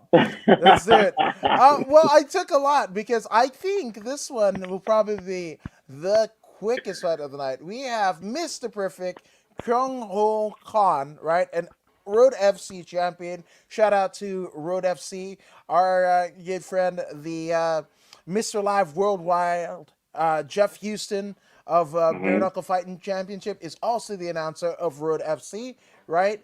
But Mhm. Mr. Perfect, right? Uh, 3 fight winning streak in the UFC. Okay. Beat Tetsuro Ishihara.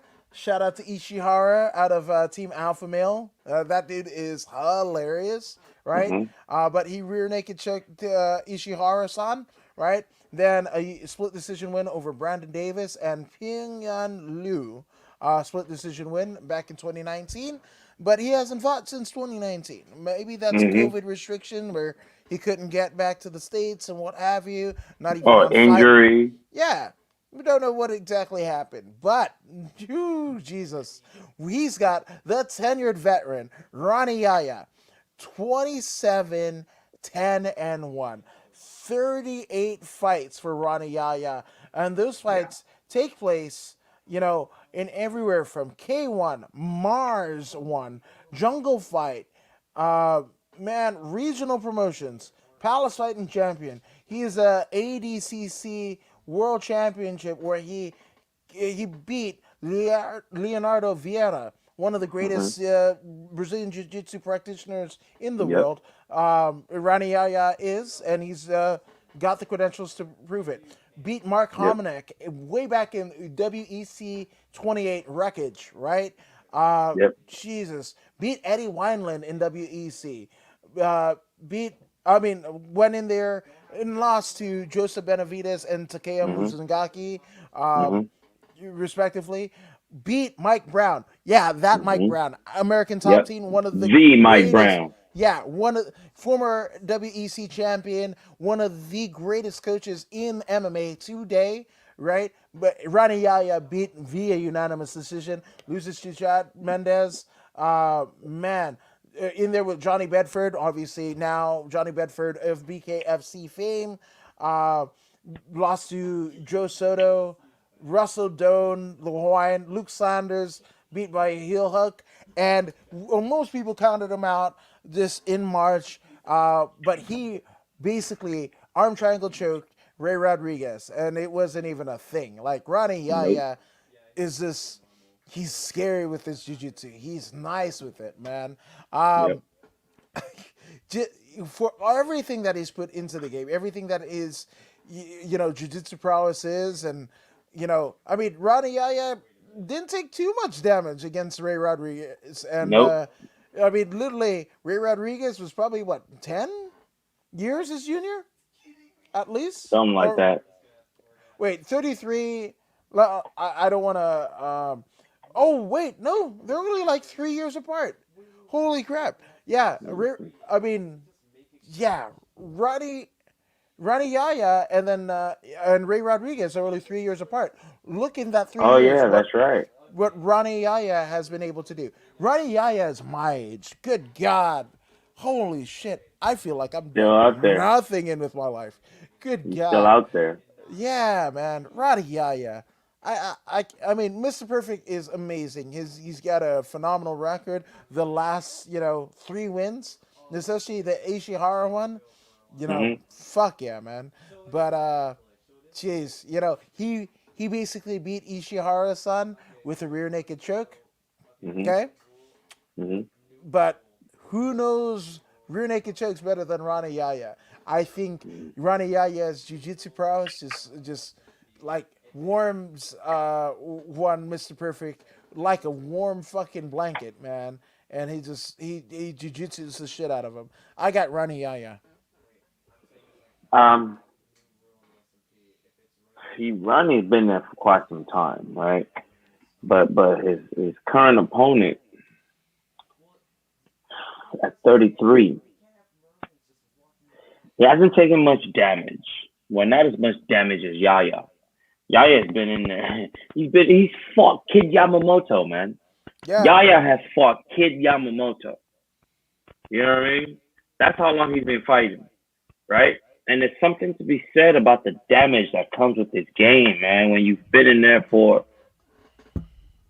however long he's been in there, right? Kid Yamamoto's been dead. A lot of people don't even know him, and he fought that guy. That's how long ago they fought. Um, this one's gonna be a interesting matchup. Uh, I see Kong trying to keep this match on the feet, and his takedown defense is going to be the key to victory for him.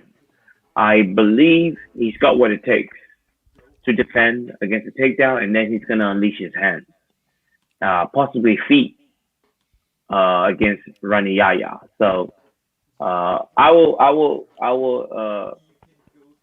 will reach out to the other side, and I will pick Kyung Ho Kong to win this one by split decision or knockout, one of the two, split or knockout.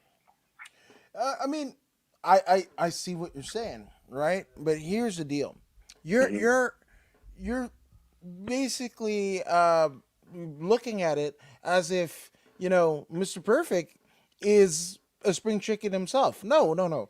This gentleman has been at it since 2007, right? Hmm. I mean, Hmm. fighting in Spirit MC 14 back in 2008 and lost Hmm. via soccer kick. You want to say Hmm. that Ronnie Yaya has taken some damage? Mr. Perfect has taken some damage too. I mean, Yes, indeed, he has. It was actually Yamamoto, Kid Yamamoto, that delivered that beautiful soccer kick back in 2007. But this year, I don't know, man. I feel Mr. Perfect will pull it off. I believe he will pull it off. He will pull it off in such a sweet and clean way that we're gonna be shocked. okay. Um, will he dominate? I don't think he'll dominate. I believe he No. will be fighting off his heel. He will be fighting off his heel, trying to defend those takedowns. There'll be lots of sprawling. There'll be lots of clinching. It's not gonna be like wow, but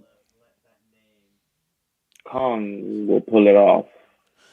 Okay. Yanni, he's just trying to finish out his contract and make some money now. There's Yeah. no desire to be champ anymore. Um, I hate this part of the game where the fighters do not aspire for the title anymore, and I'm not mad as well. Yeah. I mean, he's been doing his thing for a very long time. He's been in the WEC. Anyone that comes from the WEC and is still performing today deserves absolute respect. Uh, it is what it is. Um, I am not sold on what's left. Okay. Skill wise, Yaya is there. He's a complete fighter. Yeah. But when we're talking about when we're talking about that extra, I don't know if he's got it. Okay. When we're talking about cardio and lasting, I don't know if he's got it. That's all. So in the immortal words of Hoobastank, there's one thing I must say before I go, right? Right? But Mr. Perfect, right? Mr. Perfect hasn't got a KO win since 2007, right? And that was against Duck Yong Jang in Spirit MC13, right? No, I'm Yep. sorry. I'm sorry. He lost. He lost to via soccer kick to Kwang Hee Lee back in 2008, right? At Spirit MC 14, right? Right. So all of his finishes from 2000, like he's never had a KO win. It's all submissions, right? Submissions decision in Mr. Perfect's record, right? Yeah. Yeah. So his greatest way to win is his jiu-jitsu, is his grappling. Yep. Yep. It is. You're trying to say that his grappling is superior to Yaya's? No. His takedown defense is going to be significant, such that he's able to remain on his feet and use his hands against Yaya to get the win. But I don't see him going on. He will be a fool to go down to the ground with Ronnie Yaya. The thing about it is, he's never used his hands in the entirety of his career. That dates back to 2006. He's been gone since 2019. That's what he's been working on. Okay, I'll give you that. 2007. I'm sorry, 2007. But it's been. He's been getting ready for this particular fight since 2019, man. Okay, I like he it. spent the whole year and a half getting those hands ready for Ronnie Yaya so he can get that victory. Fuck it. Okay, I like it. And I was like, Yaya's taking damage. Yaya's never got fucking soccer kicked in the fucking head, yo. Yes, he has. He's been soccer kicked too. Where? Yaya by a K1. Wait, hold on. He took one to the Scully too, man. Both of these dudes have been kicked in their heads by soccer kick. Oh god. Yeah, it's not fun. So this shit is a fucking zombie fight. Yeah, Kid Yamamoto fucked up Yaya in 2007. Yeah. Oh yeah. Exactly. Yeah. And around the same time, they both got soccer kicked around the same time. Oh, so this one's even, man. Hey, I believe they both got soccer kicked in 2007. Which is weird, right? That almost makes them. I mean, kind of. No. Kong took his in 2008. It's very, close. Right. So, theoretically, right, if Eskimo Brothers is like, having, the same gal or the same, whatever, right? That makes you Eskimo Brothers, right? So being soccer kicked in the head. What is the MMA equivalent, right? Because it's kind of like within a year of each other. That's such a crazy. It's something that doesn't exist here in the States, right? Never existed here in the States. I want to say, maybe the early days of the UFC, right? Because the only thing that you couldn't do was like fish hook and nut punch, right? So maybe the first iteration of the UFC, but it hasn't been seen in quite a while. So with that all being said, there has to be like a. What would you think is the equivalent to Eskimo Brothers? Because I feel like they're soccer kick KOs within a matter of months of each other. That's an important distinction. Yeah. This one here, man, in all honesty, it's 50-50 for me. I have no emotional attachment to Mr. Yaya, even though I do respect his tenure in mixed martial arts. Um, I have no emotional attachment to him winning or losing. I hope he wins and he gets a lot of money because someone who's been in the game for, I mean, both of them.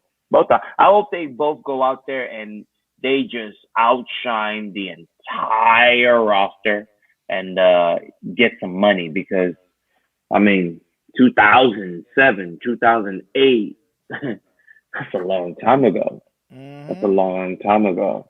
And, they're still here. Respect to both individuals. Yeah, man. Respect. I hope they both win fight of the night honors so they can get paid. I hope they both fucking remember their names once they decide to fucking hang it up. That shit is CTE, motherfucker. Can't promise you that, my friend. Yeah, no, hell no, dude.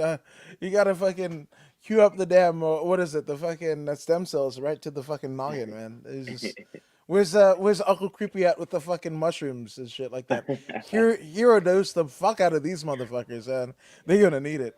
It's gonna be bad. And fucking, Indeed. ugh.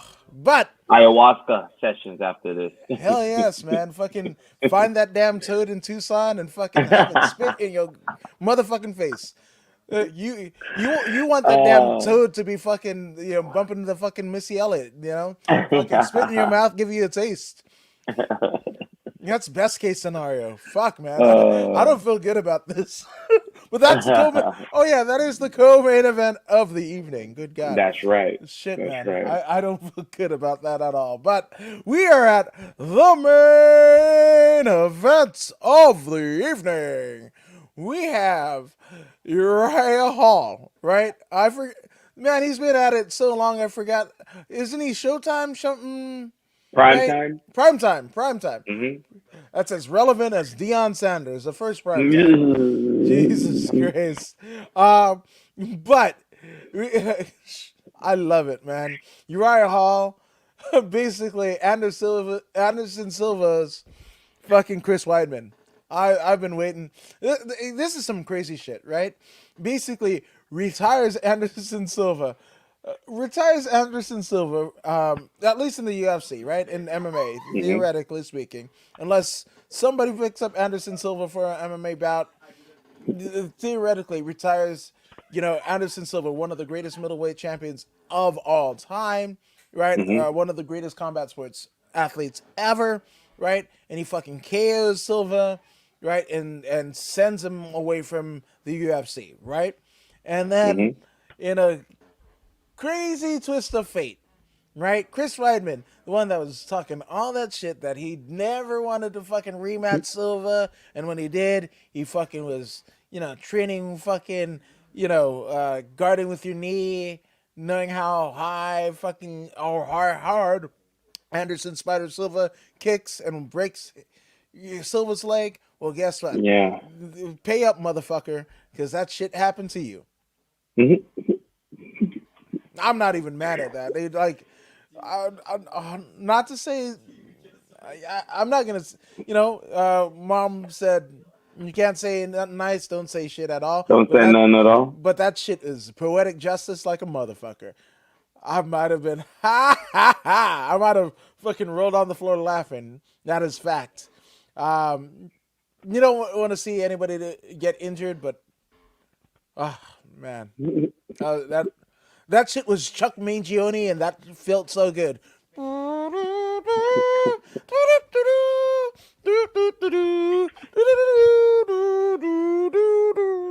Anyway, What's your take on this Sean Strickland fella? Sean Strickland beats, fucks up Orlando Sanchez at Ruka. Mhm.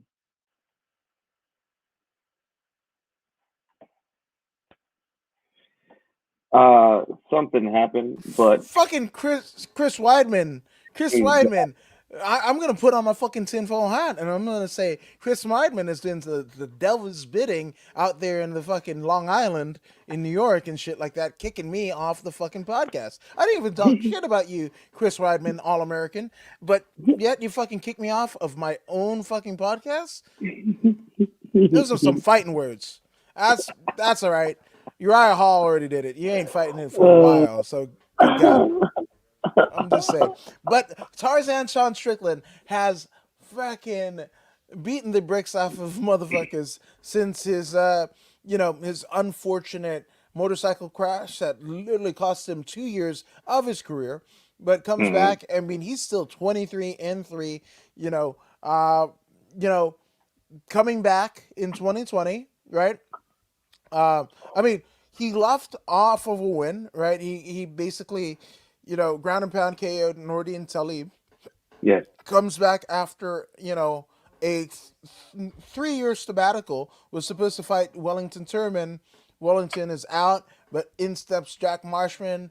He basically unanimous decision with Marshman, but KOs Brendan Allen, and then crazy war with Christoph Jocko, basically Hmm. cementing himself as one of the greatest fighters in MMA today, right? And here's the thing: this is what I think about it, because Uriah Hall, right? When you say Uriah Hall, you put him in the YouTube machine. What is the first thing that comes out? Those crazy fucking KOs that he did at the Ultimate Fighter, right? Yep. I mean, Yep. he had that motherfucker breathing through his neck, like through his neck. It was nuts, right? But the thing about Uriah Hall, right? Many pegged him, especially coming out of the Ultimate Fighter, as someone who could be a a future world champion, right? But Uriah Yep. Hall has had ups and downs, right? He's a consummate martial artist. I don't think it's any surprise, right? He lacks a killer instinct. He has empathy for all of his opponents, right? Yep. And even though he wants to be, Bruce Lee, purveyor and all this jazz and what have you, he doesn't like the fact that he hurts people, man. He doesn't, right? Sean Strickland ain't that motherfucker. Sean Mm. Strickland will fuck you up if you don't come with it. Mm. Not even a damn motorcycle crash could kill Sean Strickland. And again, four Yeah. fight winning streak that lasted 3 years. Three Yep. years. Hmm. I'm going with Tarzan Strickland, man. Shout out to Rob Gooch, who is Hmm. training Sean Strickland. Shout out to that whole kind of Valley crew. But Sean Strickland, all the way. Well, Um, Gooch, yeah, Gooch out here by me, the Muay Gooch. Thai guy, Yeah, Gooch. trained Strickland, really? Yeah, Out here in the valley. yeah. That That's what I Gooch. saw on the Instagram. Wow, that's I what's I up. saw I saw gorgeous George Garcia, Strickland, and Yeah, that's George. the same Gooch then. Yeah, Yeah, that's him. yeah. Yeah, So across the street from Canoga High School is Jim. yeah, there we go. That's what's up. That's what's up.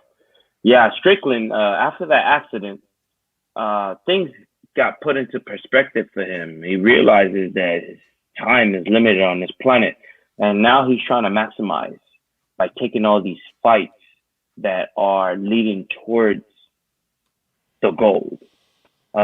Since the injury, like you said, he's been undefeated until fairly recent. Has he lost recently? No, he Oh, hasn't. yeah, he I hasn't mean, lost. Yeah, before before yeah, the he's still accident, undefeated.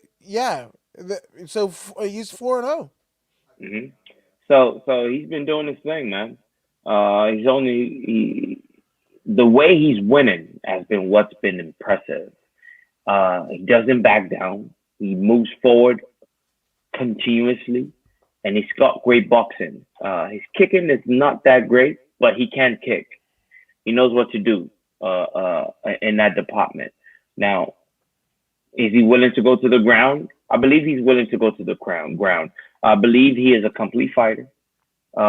This same Sean Strickland is a fella that got into it with that big fat Yeah, Orlando heavyweight. Sanchez. Yeah, that big fat heavyweight grappler that tried to ruin his shoulder and his elbow Orlando with that. Sanchez. Yeah, with that ridiculous technique. And oh, it's grappling. What do you mean it's grappling, man? This is a dude, a fighter preparing for a fight. Yeah, he's talking all kinds of smack. Okay, we get it.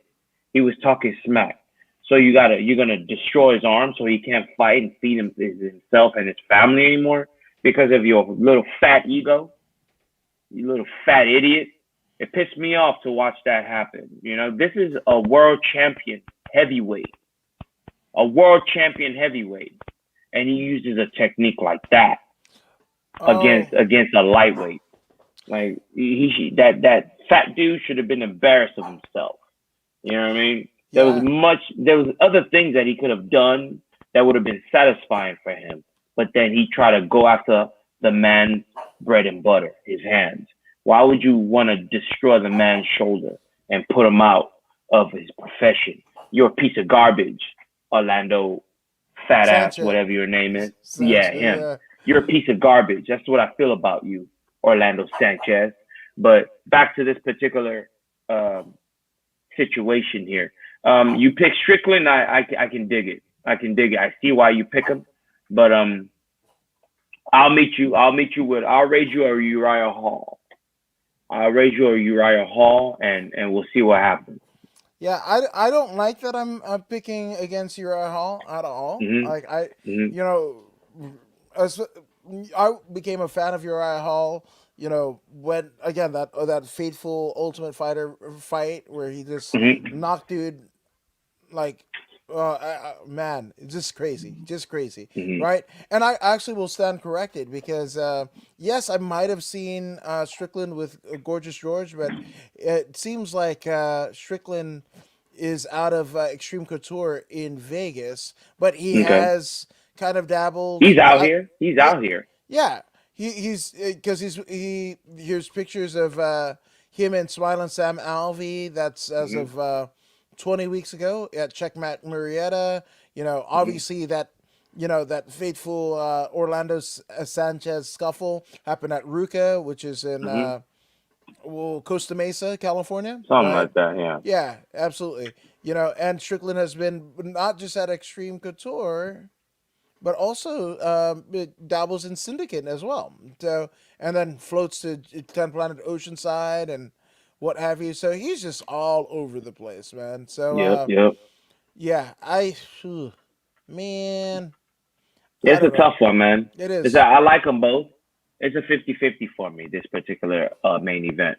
There is no overwhelming support for either of these two. I like them both. I like the way they fight. I like what they bring to the table. Um, Even though they're both strikers, the type of striking that they're bringing is more comparable to a striker versus a jiu-jitsu artist. You see that huge difference? This is the same difference in their striking. Um, what you have is a classical striker in Strickland versus a modern day striker in Hall. However, Strickland is so good at what he does that his striking is comparable to the dynamic striking Uriah Hall is bringing to the table. The pressure is going to be a key factor for Strickland. Making Uriah fight off his heel is going to be a huge factor. Shooting the double, taking him down if possible, will be a huge factor. I don't know if it's going to be able to happen, but I'm looking forward to 25 minutes of pure chaos between these two. Yeah, man. I see. I'm even going back and forth, right? But okay. So, like I said, the only thing that and it's kind of plagued Uriah Hall's career. It's not to Mm-hmm. say that he can't get the job done. It's Mm-hmm. like he doesn't want to hurt a fly. Sean Strickland, he's Tarzan, man. And he is every bit of a proponent of his fight moniker, right? Mm-hmm. Of his nickname. He Mm-hmm. don't give a damn, right? If it's kill or be killed, he's gonna kill you, and Mm-hmm. that's one thing that it is permeated through his personality, his fight style, everything, right? That Uriah Hall, for you can be talented, you could be a consummate martial artist. He's not a mixed martial artist; he's a martial artist, right? He grew up, Mm-hmm. in the New York area Mm-hmm. with watching Bruce Lee movies. He's lived his life that way. Pre UFC, he was in that Chuck Norris Mm-hmm. bowl kind of kickboxing deal and what have you. So, He Uriah grew up Hall, under a sensei. He grew yeah, up under a sensei. absolutely. Hmm. Sean Strickland, no, no, man, he'll knock you out. Mama said knock you out. And Right? Mama Strickland said knock him out, and that's what she imparted to her son, Sean Tarzan. So Yeah. that's That that. Oh, go ahead. the anti Strickland here is going to be Uriah Hall's Yeah, movement, his footwork. Not to say Strickland doesn't have footwork, but he's more flat footed. He yeah, doesn't bounce. Uriah has the ability to bounce, and when he's able to break his rhythm, like Bruce Lee will say, this will present issues for Strickland. Not that he cannot adjust, but it is these little pockets of opportunities that presents knockouts because the margin of error is so small. Like these two fighters are so close in skill that a simple, minor, tiny mistake is what determines who wins and loses in these types of matchups. yeah, no, 100%. And again, man, I don't want Uriah Hall to lose. He's going to, you know, be determining. If Uriah Hall shows up the way that he did, you know, um, you know, the way that he did on Ultimate Fighter, right? That's that. But if he doesn't, man, Sean Strickland, eats him up, and twice on Sunday, which I don't want to happen. But again, Hmm. that killer instinct. That's if it's a game of inches, that's the intangible. That is the difference maker between the two, right? Hmm. It's not a jujitsu thing. It's not a fight thing. It's the mindset deal, right? So Yeah. if you think it, the body will follow that Hmm. that principle, Hmm. and all that Sean Strickland's mind is going to be focused on is kicking the head off of Uriah Hall, right? Or punching the however it happens. That's it. And I don't think Uriah Hall. I think Uriah Hall would want to be friends after. There has been no trash talk, to the best of my knowledge, right? So. And here we are, less than 24 hours away from the fight. So, this is a pretty, kind of cool affair for both teams. So Hmm. yeah, if Uriah Hall shows up, there's nobody that beats Uriah Hall. If That's true. he has If he's apathy, on. empathy for anyone, right? Hmm. For Sean Hall's corner, what have you. There's a sob story. If Sean Strickland posts that he, I don't know, his puppy died or whatever the hell, right? Uriah Hall would be right there and probably, you know, Hmm. instead of loading it up, he'll let it down, and that's what Sean Strickland basically capitalizes on. So I'm just I'm just saying, if we're talking about pure fight, I think Strickland has it hands down. But I hope, just like in the Bays and Gloriana Di Paolo fight, I hope I'm Yeah. wrong. I don't Yeah. think I'm going Yeah. to be wrong, but I hope I'm Yeah. wrong. And by the way, this is my last possibility of a fight of the night. These two, they're gonna go at it. They're gonna Yeah. go at it, and we got it for 25 minutes. Awesome.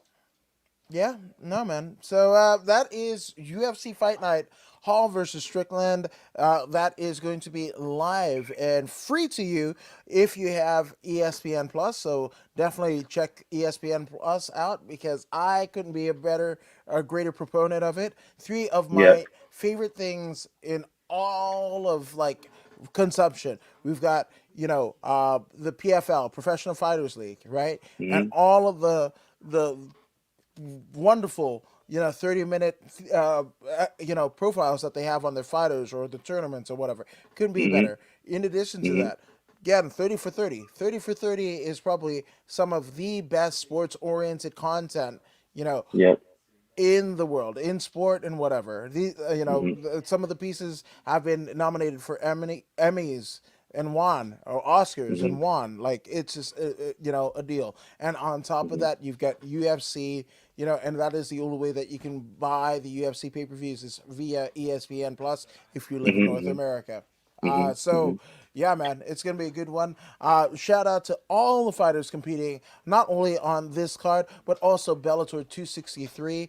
Shout out to Yes, all of the fighters that competed tonight at LFA, and yes. shout out to you know the fighters that are going to compete next week for the return of Lights Out, Mhm, Combate Americas, which I believe is on Sunday.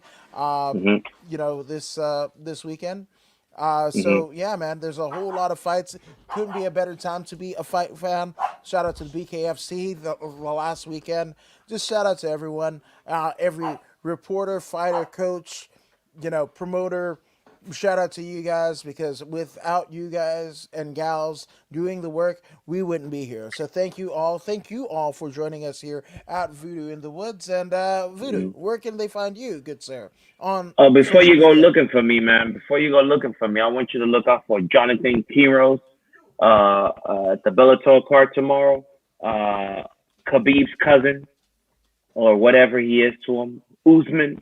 I believe Usman is the perfect Dagestani. Usman's striking is second to none, and his wrestling is what it is. You know how the Dagestani do it, but he puts it together the best, right? I like Islam, but I believe Usman is just a little bit smoother when it comes to striking. His spin kicks are great. His roundhouses are great. His front kicks are great. His fundamental skills in regards to kickboxing, beautiful. So look out for Usman. Usman is the future. I believe Usman will challenge AJ Mckee in the near future for the title. Emmanuel Sanchez also out there. Shout out to Emmanuel Sanchez in the Yeah. co-main event. He's something special himself. So look out for these fellas. Oh man, there's so many, right? There's a Yeah. Vanessa Porto fight that's amazing. Hmm. I think Daniel Yakiri and the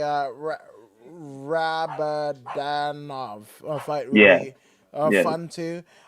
Josh Yeah. Jones versus Jonas Cisneros. I don't. Hmm.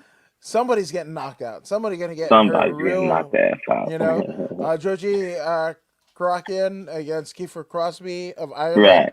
Yeah. Jordan Winsky of Team Quest filling in short notice, facing uh, Brian Moore. Ireland's Brian Moore. Shout out to that. Goto Yamaguchi, holy shit, against Chris Yeah. Gonzalez. That's gonna Yeah. be 25-5 versus 6-0. That's right. Jesus. And again, we mentioned Usman, but Islam, Hmm. right?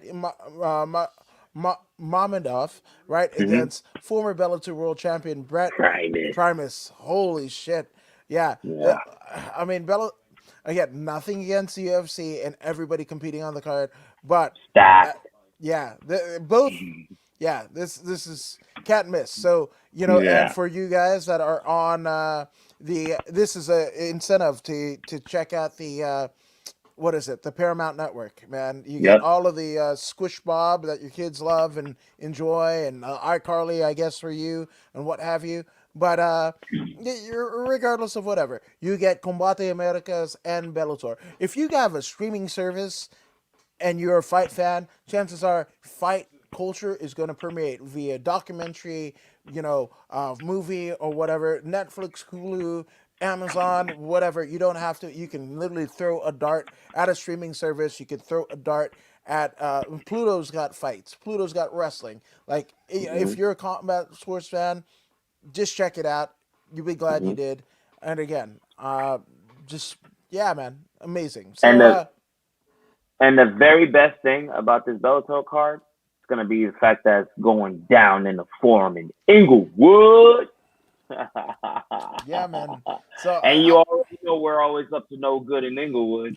So hey, there hey, you hey, go. hey, hey, hey. We are good. I'm good. You're good. We're products of Inglewood and whatever. Everybody wants to talk about, always up to no good. How many doctors, lawyers, sports stars, music artists, and what have you. You know what? Here we go. You know what? Just because you uttered that, I might go hard on the paint. right? Let's go with notables from Inglewood High School. Now, Let's I mean, go. not just Inglewood High School, but just Inglewood, right? We're gonna do the Wikipedia, right? Let's go. Let's do the Wikipedia in terms of notables. I know right off the bat. I know right off the bat. We've got Tyra Banks. Yeah, she's never Okay, done okay, all anything, right, right? all right, Born and raised in Inglewood. all right. Wait. Yes. Let's see. Da da da da. Born in Inglewood. Tyra Banks. Yep. Let's see. Paul Pierce. Paul Pierce. Floor Heyman, volleyball player. Obviously, Okay. we've got Mac 10, right? Yep, It's yep, here and over there. Bishop Lamont, the rapper. yep. Scott McGregor. Not related to Conor McGregor, I don't think. Lisa Moretti, better known Oh, as Ivory, former WWF Women's Champion. Ivory, born in Inglewood, California. that's right. Yeah, absolutely. Omarion, right? We've got, uh, B2K. yeah, Marcel Reese, NFL player. Brittany Reese, world champion, Olympic and world champion in long jump, right? Uh, Zoot Sims, jazz saxophonist. D Smoke, who was my compatriot there. We were in the same graduating class in Inglewood. He Nice. most famously won the Netflix version of The Voice for hip hop, right? Mm. And played what's his name? Gosh, not Fury, not Joshua. Who's the other one? The heavyweight boxer, former champion. Wilder. Wilder. Wilder. Yeah, sang yeah, so Wilder out, to his fight where Good he fight. complained the reason why he lost is because of his His gear's I too mean, heavy. yeah, there was a litany of things, right? Um Yeah. Chris Strait. Chris Strait, our friend, a friend of the show, boxing. I mean, a genius when it comes to boxing commentary. Yeah. Has dabbled in the MMA commentary, right? Brian Wilson from the Beach Boys, Yeah. right? Yeah. Yeah. And that's Yeah. just in the living, right? Yep. Yep. You want to talk about you know uh, Daniel Freeman, the creator of Inglewood, obviously. Lisa Hmm. Leslie, right? Lived in I Inglewood remember for a her. time, right? Hmm. One of the greatest basketball players, not just female basketball players, but She went to uh, Morningside. yes, she did, Hmm. right? Um, and then also in terms of folks that are interned at Inglewood Park Cemetery, uh, Charlie Chaplin's son, Mouse Mm. Chaplin, is interned there. Also, Billy Preston. Here we go round in circles. Yeah, Hmm. that Hmm. Hmm. interned there as well. So again, up to no good. I think not. I think not. Um, Inglewood is amazing, right? And has spawned many Hall of Famers, doctors, lawyers, just amazing fucking people. So I That's right. detest the deal of always up to no good because it isn't. It isn't. Sometimes. Sometimes. It's always up to good, even when it's not up to good. That's what I'm going with. I mean, Tom Yeah. Bradley is interned at Inglewood Park Cemetery. I mean, just Uh, actors. Yeah, just Ray Charles interned in Inglewood. Yeah, that's his final mm, resting place. Johnny Cochran, final resting place. Al Collins, man, like again, Inglewood always up to no good. I don't mm. think so. Sometimes. Ella Fitzgerald is interned. Oh Ella, shit, that's what's yes, up. I'm just saying. Betty Grable. Jesus, man, there's too many to name and what have you. So Shout I'm out to Inglewood. Inglewood, stand yes, up. yes. Etta James at last. Oh, yeah, Robert Kardashian. that's right. Yeah, The yeah, father, yeah. the one that represented O.J. Simpson. Oh my goodness! I mean, talk about you got Johnny Cochran and Robert Kardashian both buried in Inglewood. That's here nor there. Mm. But yes, Who knew? yeah. So I'm just saying, I kind of knew, but I just wanted to. Lawrence Phillips, right? That's a football NFL. player, right? Yeah, absolutely. I remember that Intern name. Sugar Ray Robinson. Sugar Ray Oh, Robinson. Cesar that's Romero. what's up. Okay. That's what's up. Have I convinced you? Have I Yes, you convinced? have. Yeah. Big. Inglewood always up to great things. Yes, absolutely. Buckwheat. Buckwheat is in turn there. Willie made Wow. Big Mama Thornton a a jazz and Chitlin circuit great. T-Bone Walker, talk about blues musician. I mean, Jesus, Louises, and what's her face? Marla Gibbs. Marla Gibbs is Oh until she ended wow. up I passing remember her. away. Yeah, from the Jeffersons, right? Hmm. Yep, Florence from the Jeffersons lived in Inglewood her entire life, pretty much, as well as Fred Rerun Berry. Because I Mm. remember when my mom worked for City Hall and we had MLK parades and whatever, those two proud Inglewood residents would be there every damn time. So That's I'm just right. saying, shout out to Inglewood, man. Yeah. I've called it home for so many years. So love Inglewood. That's getting the Mari Yamasakis from me. I'm just saying. I'm just saying. So, yeah, man.